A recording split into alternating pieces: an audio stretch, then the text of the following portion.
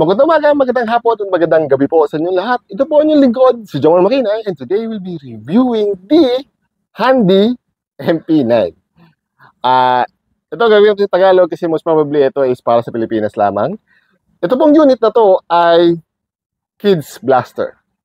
Laruan ng pambata. As in, ang magazine niya ay battery.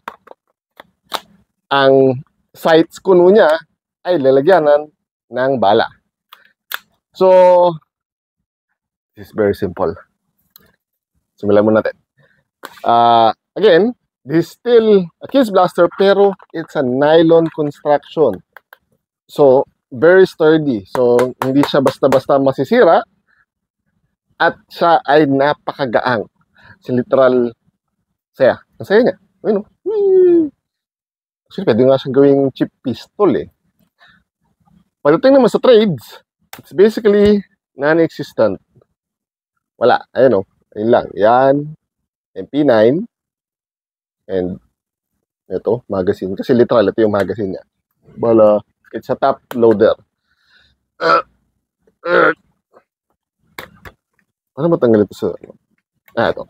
May button dito para lock. Para matanggal itong sight slash... Wala na, sights eh. Wala nang butas eh. Magazine niya. So, very limited pagdating dito. But then again, gagawa natin ito ng debote. Pagdating naman sa features, ang isang unique dito ay meron siyang built-in Spitfire. Sin? Cute.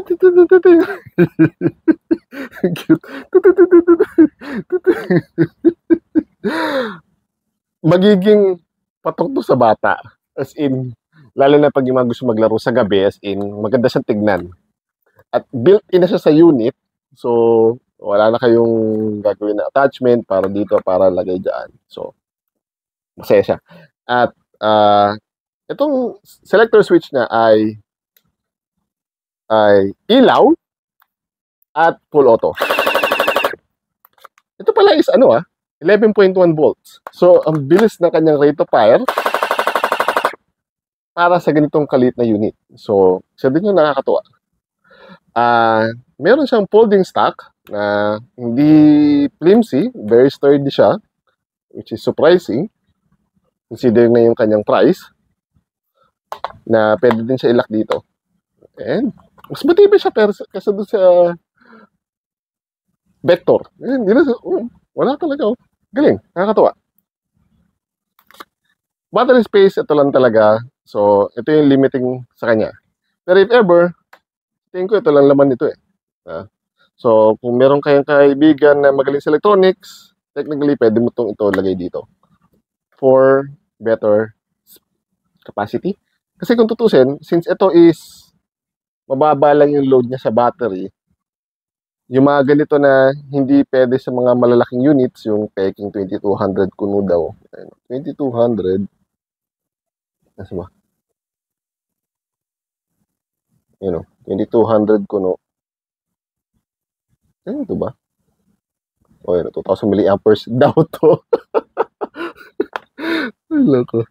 As in, itong 7.4 na 2200, paano nagkasya dito, di ba? Sipin mo yan. Ito, is pwede mo ilagay dito. Kailangan mo lang i-modify ito. BB capacity, ito na yun. So, yan. Ito. Very limited, but again, pang bata. So, it's okay. At, since siya is top load, madaling load down. Kailangan mo lang ng debote o yung usual na black na container na dyan, pwede talaga ito pang bata. Weight, nothing. Wala pang 500 grams yata ito. FPS, it's 130 FPS, Considering na Kids Blaster, medyo malakas-lakas to. At, later, tignan nyo yung shorts ko, sa non-hop-up version, surprisingly, malayo yung kanyang range. dahil masyadong mataas sa kanyang FPS for Kids Blaster, medyo gumaganon siya. So, kalat ang bala. Price? Kano ba price nito? As far as I know, this is only available at the moment kay Madam Kang Mutu of Hydro Blasters MNL at around 1,500. It's a very affordable Kids Blasters toy na cute. Liwanag. So, kung pang bata, it's highly recommended kung mahilig sila sa umiilaw-ilaw. Kasi yung mga dati na ganito, wala itong ilaw eh. At wala din option for attachment. So, and top loader din siya. So, it's a good alternative. Diba? Ano ba ito MP9? Oh, MP9 din to eh. MP9. Pero, layo na itsura, no? Well, anywho, kung pangregalo sa bata, okay to. And, for kids at heart, depende. Hindi ako mag-aatubiling bitbitin to. And, eto, sa game. Diba? Ito yung main, ito pang takot lang. If you have any questions, suggestions, violent reactions, lagay nyo lang sa comment section down below and I'll answer it as soon as possible. Hanggang sa muli, paalam!